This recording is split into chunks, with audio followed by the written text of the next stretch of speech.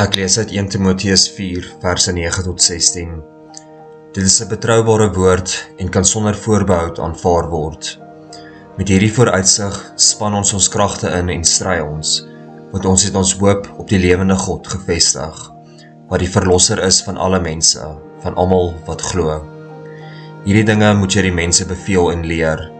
Niemand mag op jou neersien omdat jy jonk is nie, maar wees jy vir die gelowiges 'n voorbeeld in woord en gedrag, in liefde, geloof en reinheid. Totdat ek kom, moet jy jou daarop toelê om uit die skrif voor te lees, te preek en onderrig te gee.